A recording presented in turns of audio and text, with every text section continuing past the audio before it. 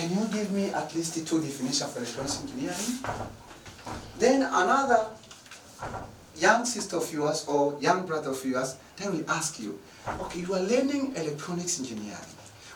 Sister or brother, what is the meaning of engineering? What do you mean when you say about engineering? I know that you will say that, you know, my young sister or my young brother, such kind of the questions will never appear in exam. But that's the homework I'm giving you. What is electronics? You are studying electronics engineering. What is engineering first? And what is electronics engineering? Before even you know about diode, transistor, and whatever. Okay, those are the insight. What the meanings of the term? You have never asked yourself about such kind of a question.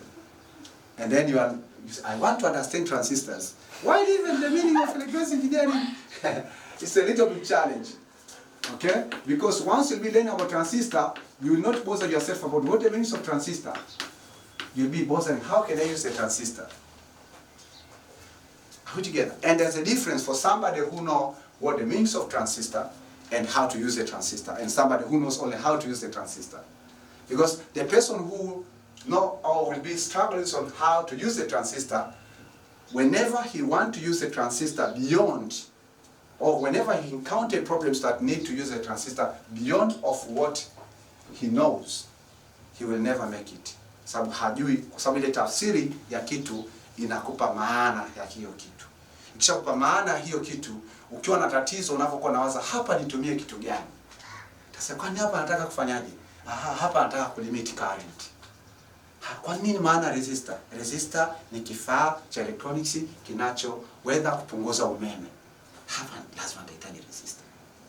Sawa? Lakini yule anaambia kwamba bana tunataka kuwasha light emitting diode, tunaweka resistor. Sawa? Lakini yeye hajui resistor inafanya kazi gani pale.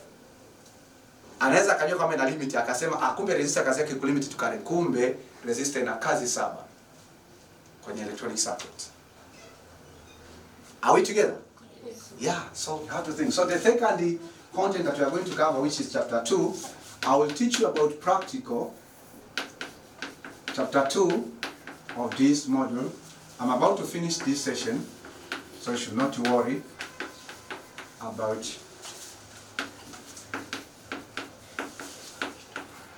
so practical, say practical electronics workbench.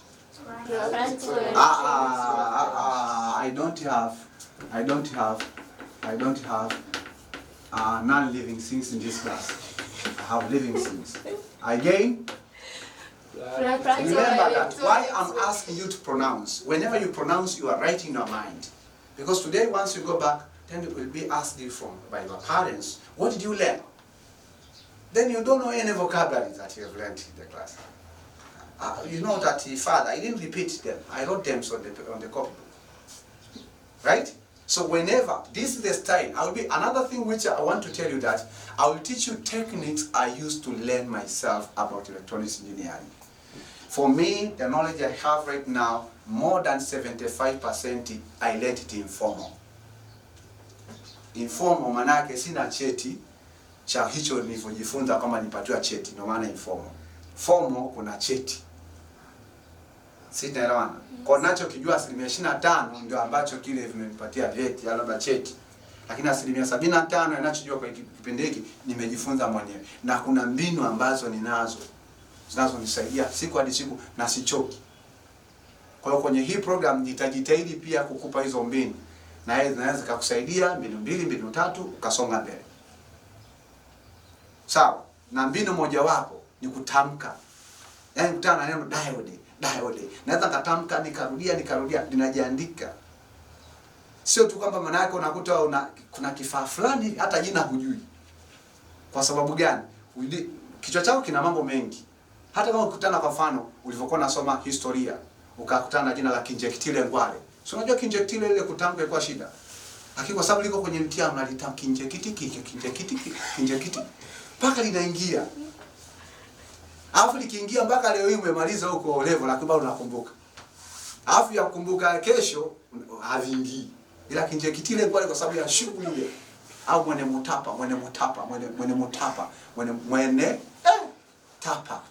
Yeah. Ulikuwa unafanya hizo struggles. Sawa eh? Yeah, kuna misamiati mingine au kwa mfano phylum Arthropoda. Kingdom Protista. Haya, alafu mwingine yule pale kwa mfano kuna yule mdudu wa nini sio malaria, anaitwa unaona? Lakini ilikuwa ni shughuli, ulikuwa na nani afu unafumba macho kwanza unafanya try. Lakini ulivyoelewa kwanza unasikitika isipotoka kwenye mtihani kwa sababu ulijiandaa na unajua. Sasa na kwenye kujifunza informal, jitahidi kutamka yale maneno na usiogope. Unapotamka unaandika kwenye ubongo na zinadumu. Are we together? Yes. So 1, 2, 3. Say practical electronics workbenches. Practical electronics workbenches. What does it mean? So in this topic, I'm going to teach you that if you want to know or you want to work or you want maybe to do some activities on software, what are the practical electronics software workbenches that you can use?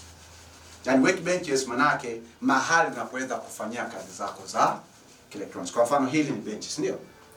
Ndo naandikia manake that's the bench. That's the meanings about that. Unatakiwa kujua kwanza. Ndio msingi unaotakiwa kujua. So I'll be teaching about software workbenches and hardware workbenches. Okay? Okay, then we go to chapter 3. Say chapter 3. Chapter 3. You are speaking like Kingdom Protista. You are not Kingdom Protista. Huh? Oh, are you Kingdom Plantai? No, you are Kingdom Animalia. Are you Kingdom Animalia? Yes. So you have to speak loudly, right? Because you have been allowed to speak loudly. So say electronics, measuring and testing instruments. Electronics, measuring and testing instruments. Adrian, you are not saying. Say it again. Electronics, measuring. Say electronics, measuring.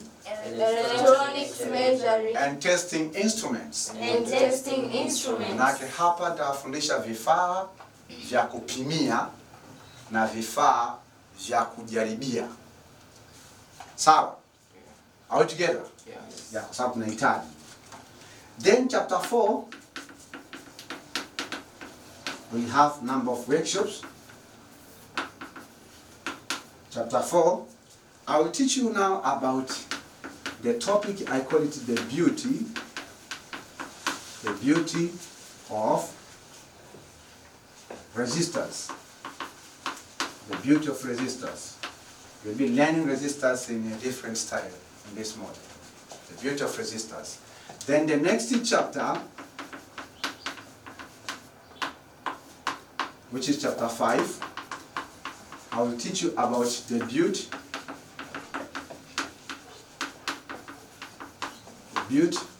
of capacitors. Say the beauty of capacitors. The beauty of capacitors. The beauty of capacitors. The beauty. Do you know the meaning of the beauty in Swahili? Yani uzuri. Capacitor ni nzuri. Resistor ni nzuri. Kwa utajifunza uzuri wake. Sawa. Uenda ukaambiwa kwamba ni mbaya. Lakini hapa zina uzuri sana kwenye electronics. Okay? Then chapter 6, I will teach you about the beauty. That's why this model in my heart, because I realized so many students, they find themselves, they hate electronics. So they see that electronics is bitter rather than sweet. Electronics is sweet. And possibly even yourself in this class, you're about to get there. You're about to tell electronics, bye-bye, we'll meet one day later. Myself now, I'm old enough. I think my children are encouraged them to study electronics and know the vision that I have. So you delegate it to your kids because you're old enough. So for them, you know them, I will prepare them. I will give them the equipment and whatever. But me, now I don't have instrument, I don't have whatever, you know. Okay, so say the beauty of inductors. The beauty of inductors. Again. The beauty of inductors. Your voice is low. Say the beauty of inductors. The beauty of inductors. Good. Chapter 7. Chapter 7. Now I will teach about the beauty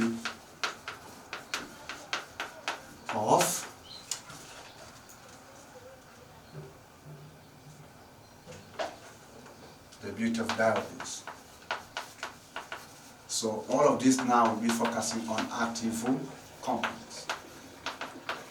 This we call them active components, semiconductors. So the beauty of diodes. Then the next contents for this module, this is chapter 8. Okay, we learn the beauty of. So everything is beautiful here, right? Because you did it practical. The beauty of bipolar, say the beauty of diodes. The beauty of diodes. Very good. I'm happy now. Then I'll teach about the beauty of bipolar junction transistors. These are the normal electronics components, but you learn them in different way, and you will get surprised about the power of this electronics component. So then, chapter 8, we'll learn about the beauty of bipolar junction transistors. Say the beauty of bipolar junction transistors. The beauty of bipolar junction transistors. Yes, in short, we call them BJT transistors. We have BJT and FET transistors in electronics. We will not focus on FET, we will focus on BJT. FET, I will teach you about FET in intermediate of practical electronics engineering. So chapter 9, we learn about the beauty of electromechanical switches.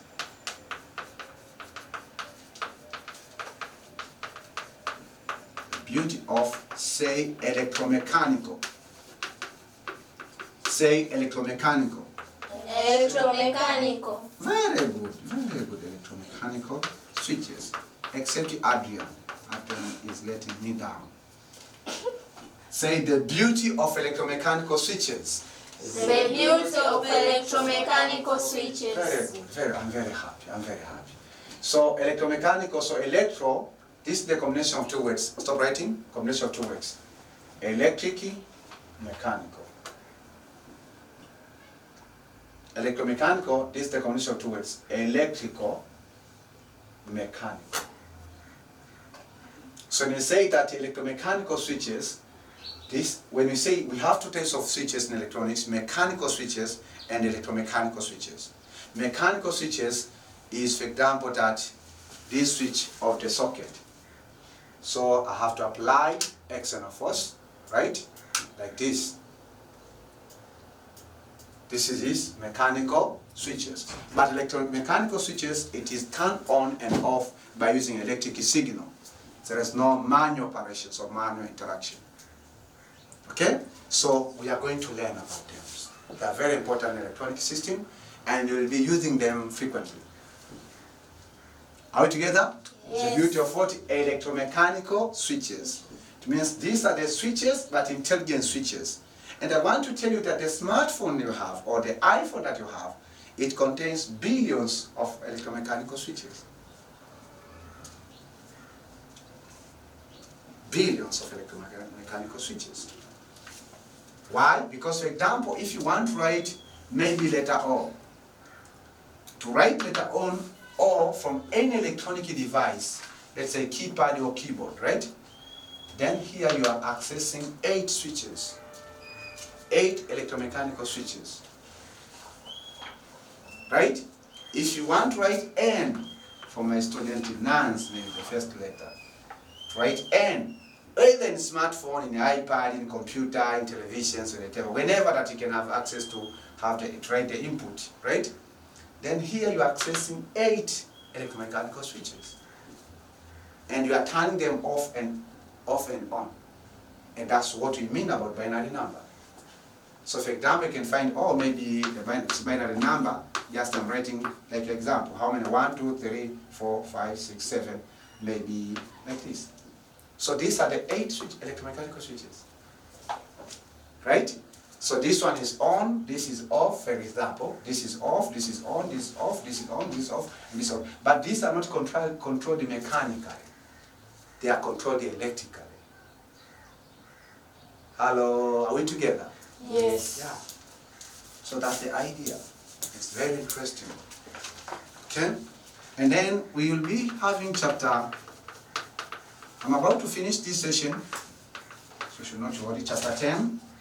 And then in chapter 10, we'll teach you about the beauty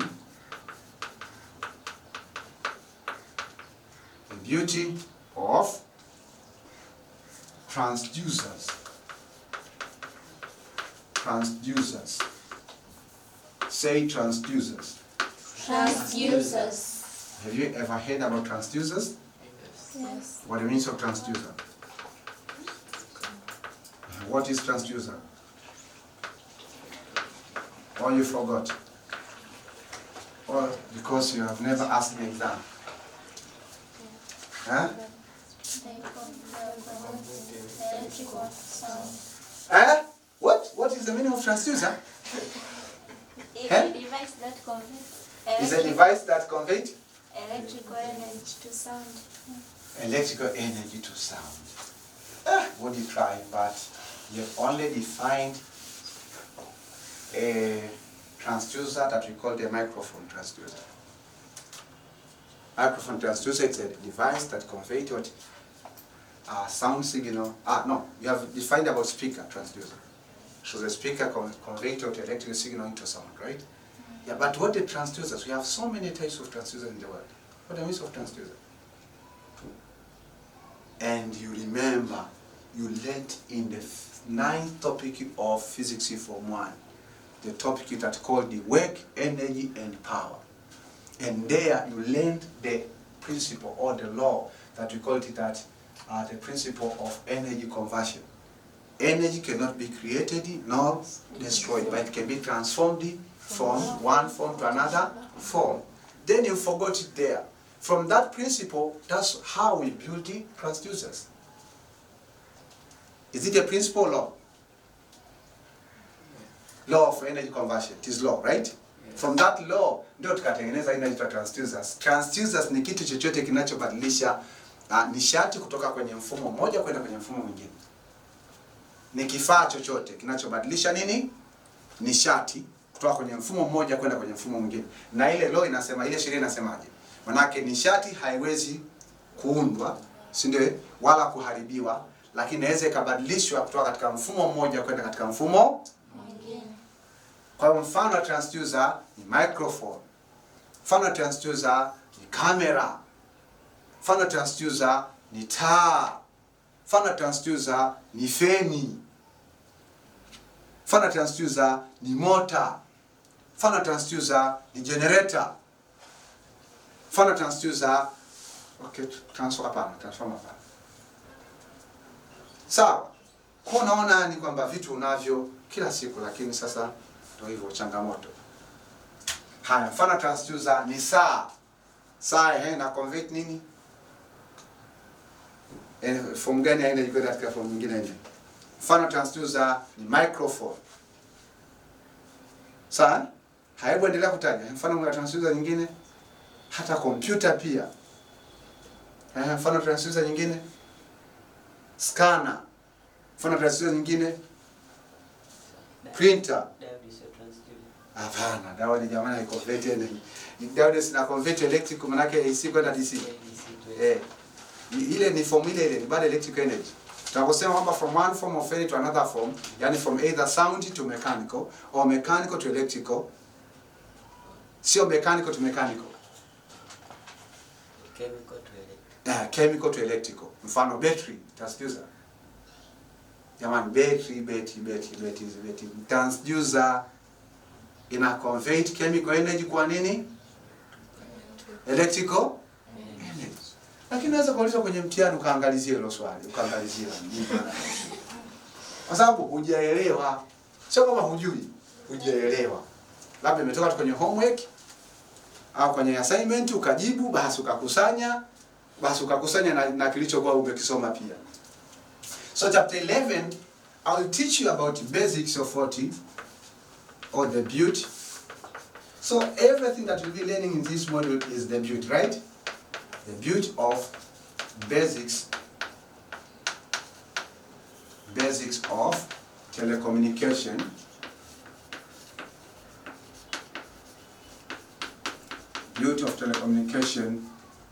engineering. Build of telecommunication engineering. Then the last but not least chapter.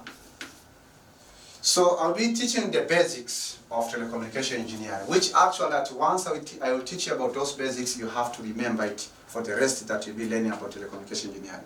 Because telecommunication engineering, it can be only presented in 5 to 6 blocks. Yani block 5 au block 6 ndizo zinazoweza kuwakilisha chochote ambacho ni cha telecommunication system ambayo tutasoma.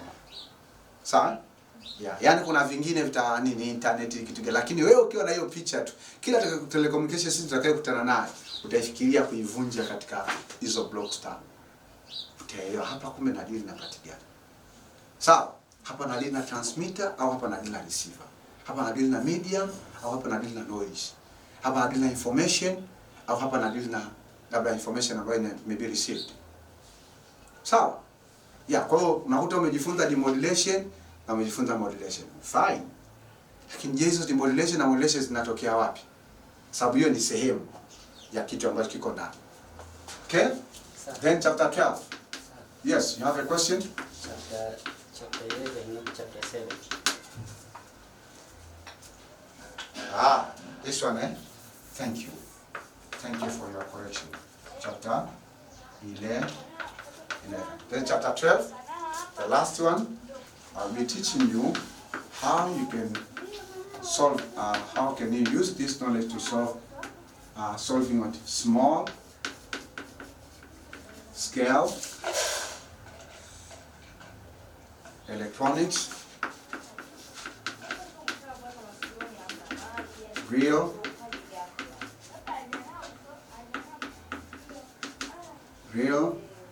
life problems. So now we get into the last or the 7th specific object. So maybe I can teach you to solve 3, but others I'll be mentioning, I'll be giving you the homework. Are we together? So while I'm writing the homework for you, this is homework 00. Prepare a question. Prepare a question. Prepare a question. List 1 question or 2 questions from you. So I just have 3 simple questions. Okay, what is science? Go and look for me at least 4 to 5 definitions of the word science, because engineering is a branch of science. So the big picture is science, right? Then the second question. Okay, what is mathematics? Because we need mathematics in engineering. So do you know what the means of mathematics, or you know how to solve mathematics problem? What is mathematics? Go and find at least 3 definitions and understand them. Don't just go on Google and write for me. Yani kasome zile tafsiri, elewa. Unajua kufanya hesabu, lakini huenda hujawahi kujiuliza nini maana ya hesabu. Na ukawa unacheka wenzako ambao hawezi hesabu. Mbona simple tu? Sababu najua most of you are PCM here. What tu? Yani jamani, account, hesabu tu za account. Lakini what is mathematics? Sawa? Yeah. Ndio workshop 00. Yani nataka ukienda ukiambia, yani leo tunauliza what is mathematics. Yani utaongea wewe mwenyewe unacheka, lakini ndio hivyo. Lakini leo hii ninapokuuliza what is mathematics, tukae pamoja hizo wiki 4, alafu utakuja kuelewa kwa nini nikuuliza siku ile what is mathematics. Sawa? Then the other question, what is engineering? Hivi wewe unasoma engineering. Nini maana ya engineering unasoma? After the last one. This is question 4. What is electronics engineering?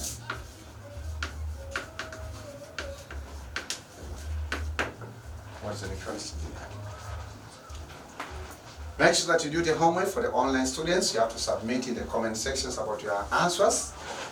Okay, I know you can find the answers of all these questions, but my intention is not you to write the answers. My intention is you to think outside the box. And my intention is you to go there, okay, I learned science since standard 3. Now I'm in college or in university level. Have I ever used this science to solve any problem? No. So no. I'm not a scientist. So I have so many information about science, but I don't know where to apply. Are we together? Okay, you have learned mathematics from standard, from nursery or from home, right? But have you ever applied mathematics in your life? Or in somebody's life, or in your community life? In your street, do they know how you solve the year problems? By using mathematics that you learned, or they know that you know how to answer questions in the exam? Because they know that you have A in the examination. Do you have even